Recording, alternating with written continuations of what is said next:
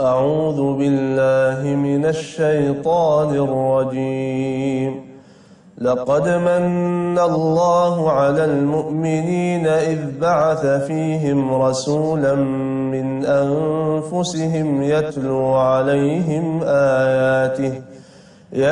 عليهم آياته ويزكيهم ويعلمهم الكتاب والحكمة وإن كانوا من قبل لفي ضلال مبين أولما أصابتكم مصيبة قد أصبتم مثليها قلتم أنى هذا قل هو من عند أنفسكم إن الله على كل شيء قدير وما أصابكم يوم التقى الجمعان فبإذن الله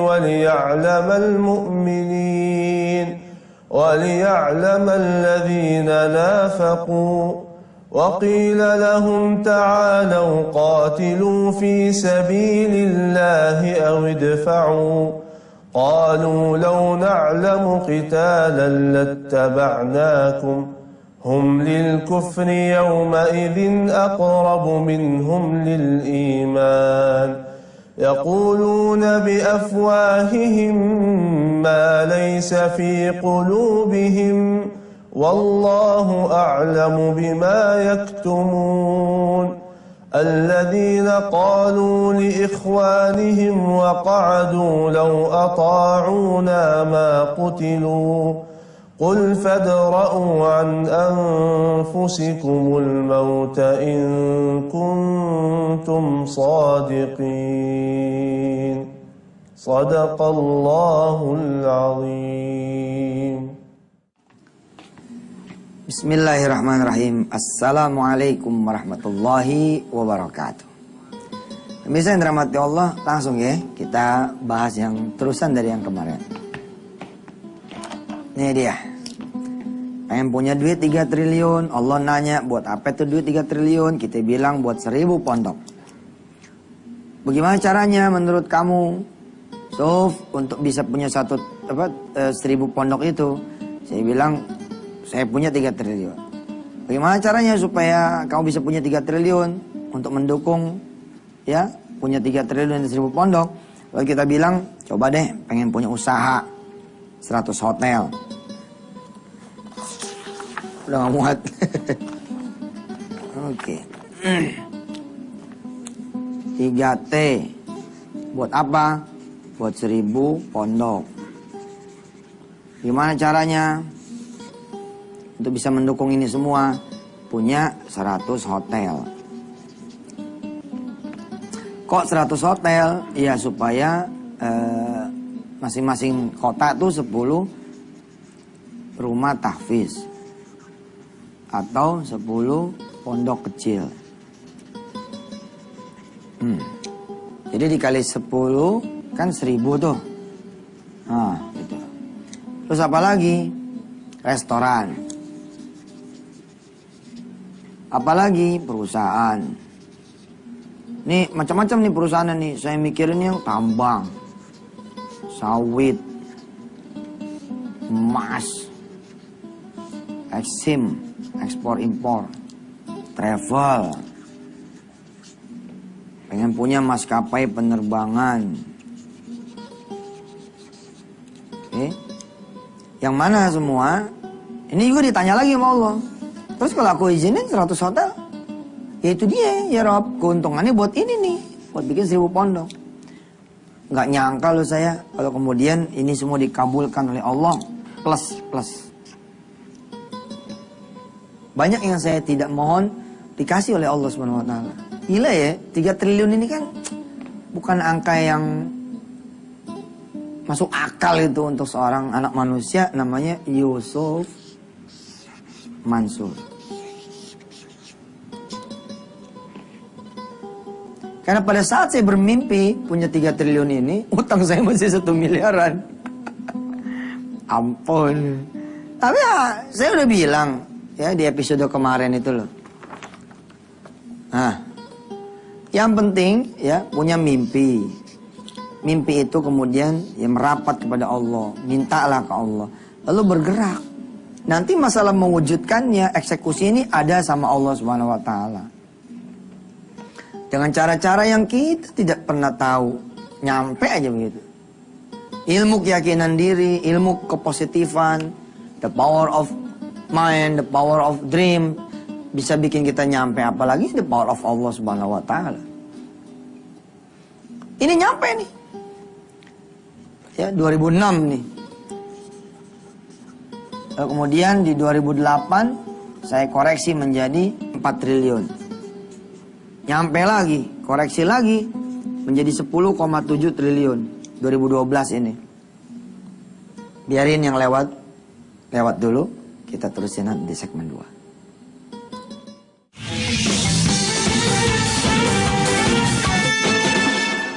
Oke. Allah kan terus nanya nih ketika Allah bilang, Sof, kamu mau punya 100 hotel? Iya ya Rob. Oh, jadi keuntungan bangun hotel itu nanti buat 10 rumah tahfiz atau 10 pondok di sekitar hotel itu. Ya kira-kira begitu deh. Ini yang saya bilang ternyata sudah tereksekusi dengan baik oleh Allah Subhanahu wa taala. Tanpa perlu saya bangun hotel, 1000 pondok terlampaui. Sekarang jumlahnya saya bilang itu 3000 pondok. Bahkan beberapa waktu yang lalu datang kemudian teman dari Al-Maghrib Institute.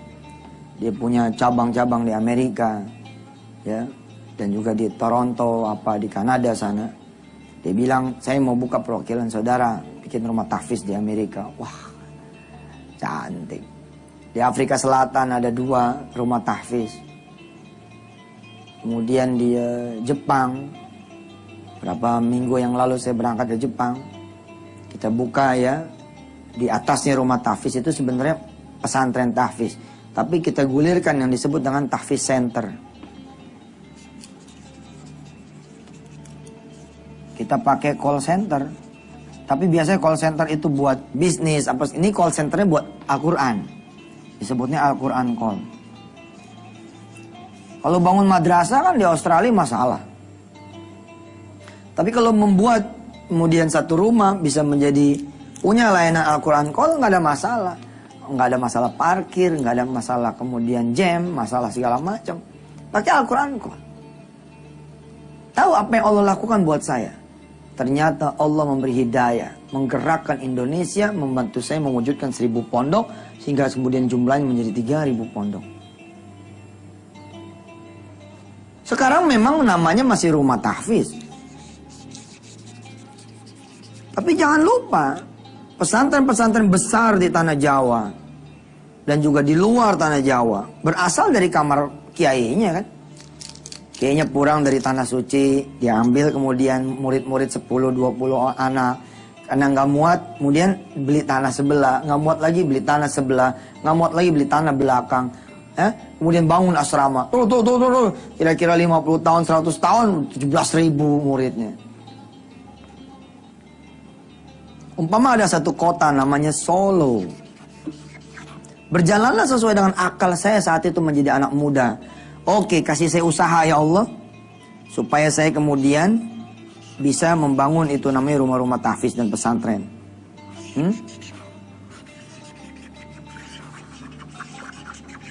Rumah tahfiz. Lalu Allah yang maha tahu segala ketidakmampuan saya. Allah yang tahu segala kekurangan saya bilang, Sof, aku kasih duit kamu juga, kamu bakal puyeng itu ngelolanya. Bagaimana kalau aku gerakin saja yang punya hotel di Solo? Kan tujuan kamu kalau punya hotel, keuntungannya buat rumah tahfiz, toh. Kalau kamu punya perumahan, 100 perumahan, ya, 100 real estate atau 100 kemudian properti gitu, bisnis properti. Lalu untungnya buat aku, buat Allah, buat rumah tahfiz, betul? Betul ya Rob? Ya udah. Bagaimana kalau aku gerakan saja pengusaha properti agar untungnya bisa mau dia bikin rumah tahfiz? Bagaimana, Sof? Allah eksekusi. Allah eksekusi, cantik bener. Allah gerakan kemudian hamba Allah di Solo. Dia punya properti, tapi dia bangun rumah tahfiz. Lalu kemudian dia matur kepada saya dan kawan-kawan. Keuntungan perumahan kami, Ustaz, buat membiayai rumah tahfiz ini. Selesai. Selesai. Kalau dihitung-hitung, more than 3 triliun. Lebih daripada 3 triliun. Hitung aja coba. Bos, satu rumah itu, memang sih ada yang harganya mungkin 100 juta ya. Tapi jangan lupa, kayak yang di Colomadu Solo, itu nggak dapat 100 juta. Pada tahun berapa ya? 2010 ya mungkinnya. Itu sudah, dia sama tanah, di luar tanah saya udah 600 juta. 2 tahun kemudian, ya, saya meresmikan masjid, pengembangan dari area ini. Masjid dengan kemudian satu kompleks sekolah yang tadinya rumah tahfiz berkembang menjadi sekolah tahfiz dan sekolah formal SD, SMP, SMA dengan total nilai proyek 5 miliar rupiah. Katakanlah average misalkan kita ambil yang paling kecil 100 juta. Kali 3.000 rumah tahfiz. Ini udah 300 miliar. Ini kan sama saja dengan Allah kasih saya punya duit 300 miliar, lalu saya bangun tuh rumah-rumah tahfiz tuh. Saya beli rumah, saya sewa rumah, saya beli rumah, saya sewa. Nah ini Allah selesaikan. Allah bilang tangan kamu gak bakal sanggup, tanganku saya. Keren. Maka ente tuh ya gak usah ragu ngangkat tangan itu. Ya Allah, saya pengen ibu saya pergi haji ke Baitullah. Udahlah, nanti urusan Allah itu yang mengeksekusi. Ente mah susah sih, jadi orang susah minta kagak, deket kagak. Sama Allah paling malas minta. Padahal nggak mungkin, Sat, dari mana sih judulnya? Ini belum bicara harian anak-anak loh. Mau tahu pemirsa jumlah anak-anak yang bebas makan, minum, pakaian? Konglomerat kayak apa sih saya? Bisa ngasih makan anak 300.000 orang loh. Gila gak? 300.000 orang gak main-main ini. Kadang-kadang kemarin waktu kapan tuh saya berangkat dari Solo ke Jogja. Tengah jalan sholat Isya. Ya, makanlah, minumlah di angkringan itu, model apa angkringan itu ya. Ternyata yang punya angkringan bilang, mimpi apa saya Ustaz? Ketemu antum ini. Enggak mimpi Pak, saya ada di sini. Ustaz, ikut yuk. Dia ajak saya ke belakang, ternyata dia punya rumah tahfiz. Apa dia bilang? Angkringan ini saya dedikasikan untuk rumah tahfiz di belakang. Oh subhanallah Pak, subhanallah, kalau pengusaha real estate mah biasa udah kali ini angkringan. Betul. Sampai saya udah nggak ngerti lagi kalau ditanya sama orang rumah tahfiz di mana aja Ustaz. Waduh nggak paham Nana. Udah nggak ngerti, udah bererot. Tinggal kita nih tugas emang lagi mendata ya rumah-rumah tahfiz di mana saja. Seperti saya bilang ada kemudian di Pegunungan Jayapura Papua sana. Ada di kemudian hutannya Kalimantan. Allahumma sholli ala Muhammad. Selesai dieksekusi sama Allah. Kita terusin lagi ya. Ntar setelah yang satu ini. Monggo silakan.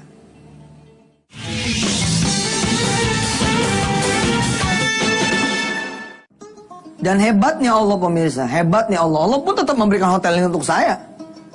Hebat gak? Ciri-ciri yang punya hotel apa sih? Masuk kagak bayar, pergi nggak diminta kan?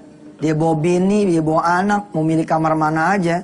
Masuk kagak dimintain KTP, nggak dimintain DP, nggak dimintain bayaran. Keluar juga nggak ditagih-tagih. Saya seperti itu. Dan Allah memberitahu berapa? Bukan 100 hotel, di 100 kota. Tapi di semua kota, di tanah air yang tercinta ini. Coba-coba ada yang nagih dah, saya nggak mau masuk situ. Umum jadi gratisan aja. Tahu nggak? Udah dijemput saya seperti owner. Owner mah yang jemput siapa coba? Nah ini ownernya yang jemput saya coba. Kita investor bukan. Assalamualaikum Ustaz. Waduh kehormatan Ustaz masuk di hotel kami, subhanallah Ustaz. Panitia-panitia udah jemput saya. Masya Allah. Impian tuh sudah terlampaui, udah lewat dengan cara-cara kerja Allah yang sangat misterius. Allah bilang, engkau pengen punya maskapai penerbangan, Iya. Terus untungnya buat Allah nih, buat aku kata Allah. Iya. buat rumah tahfiz, buat pondok pesantren. Betul. Allah kawinin saya sama pemilik-pemilik perusahaan-perusahaan pesawat pribadi. Yang saya bilangin, ingat? Yang orang punya duit 24 triliun, aset dan duit 24 triliun. Insya Allah yang pada miskin jangan puyeng dengerinnya. Ya justru semangat gitu loh. Kalau cuma doa begini, ini namanya bukan doa kuantum. Ya Allah, bayarin kontrakan saya. Ada. Wah, udah jangan begitu lagi doanya. Kekecilan gitu loh. Hah? Ente datang ke 11 pintu yang lain. Ada 12 deret nih pintu kontrakan. Ente datang satu-satu. Assalamualaikum mas. Waalaikumsalam. Mas bulan depan insya Allah bayaran kontrakan semua pintu ini saya yang bayar. Oh hebat banget loh ya. Padahal gue denger lu belum bayar 2 bulan.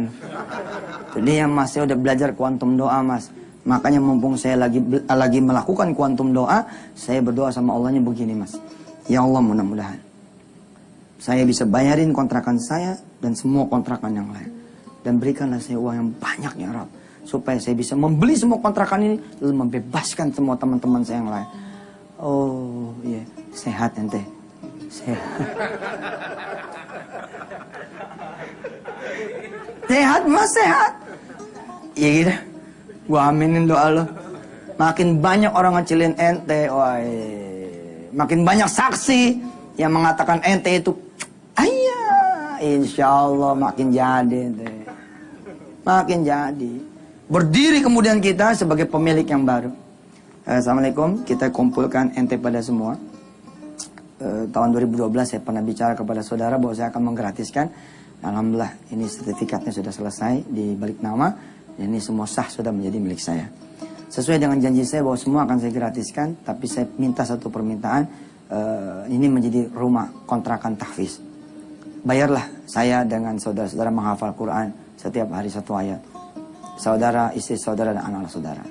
Yang tidak suka, tidak setuju, silakan keluar. Karena saya tidak butuh uang saudara, saya butuh amal soleh saudara. Pasti akan terjadi. Kapan iman tahu? Ente mimpi aja dulu. Mimpi, minta, bergerak. Bergerak terus aja. Sebut aja gitu. Nah, pakai motor. Hah? Isi pom bensin. Isi pom bensin, tapi isi bensin. Ada nama di sininya, Gojali. Terus kita bilang sama Gojali, kenal sama saya nggak? Siapa ya Pak? Saya Yusuf. Enggak Pak, nggak kenal. Nanti mesti kenal mana? Karena aneh pemilik apa namanya pom bensin ini. Masa sih Pak? Nggak ada tampang banget. Ente mana sama motornya? Ya, 95. Sekarang udah 2012. Enggak sekarang. 2 tahun lagi. Oh makin nggak percaya sih Pak. Ya udah nggak apa-apa, pokoknya 2 liter dah tuh. Ya, yang punya pom bensin 2 liter. Jangan ngeledek loh. Aneh kan mintanya sama Allah nih. Berantem dia berdua. Bos, percaya. Ente tuh ya makin share mimpi ente sama orang lain. Lalu orang yang makin ngomongin ente. Asal ente tidak berhenti di share mimpi. Tapi ente bergerak, berdoa, bergerak. Saya nggak kebayang tuh kalau semua orang di Indonesia bermimpi punya presiden. Dan pemerintahannya dari mulai atas sampai bawah. Mimpi doang. Kita kan sekarang udah nggak bisa bermimpi. Gue mah udah nggak percaya. Ya sudah itu yang terjadi.